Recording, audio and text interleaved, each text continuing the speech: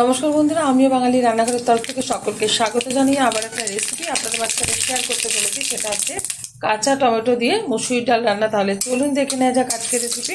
ওভেনে একটা কড়াই বসিয়ে তাতে দিয়ে দিয়েছিলাম কিছুটা পরিমাণে সর্ষের তেল। তেলটা গরম হয়ে যাওয়ার পর দিয়ে দিলাম কিছুটা পরিমাণে সর্ষে, সাদা কালো সর্ষে মিশিয়ে নিয়েছি।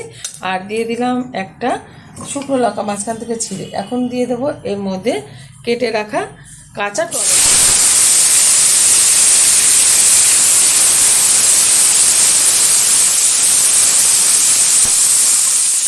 একটু নেড়ে ফেড়ে নিচ্ছি।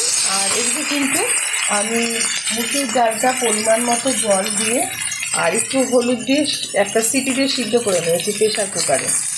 এখানে কিন্তু কোনো লবণ এখনও ব্যবহার করিনি।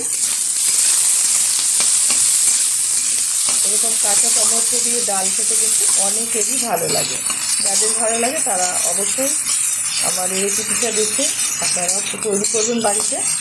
আর আমার এই রেসিপি যদি আপনাদের ভালো লেগে থাকে আপনারা অবশ্যই আমার চ্যানেলটিকে সাবস্ক্রাইব করবেন, লাইক করবেন, শেয়ার করবেন। টমেটোটা বেশ কিছুক্ষণ তেলের সাথে নেড়ে ফেলে নিয়েছি। এখন দিয়ে দেবো সিদ্ধ করে রাখা মুসুরির ডাল। দিয়ে দিচ্ছি পরিমাণ মতো লবণ। এবার হাই আছে খুব ভালোভাবে এটা ফুটিয়ে নেব।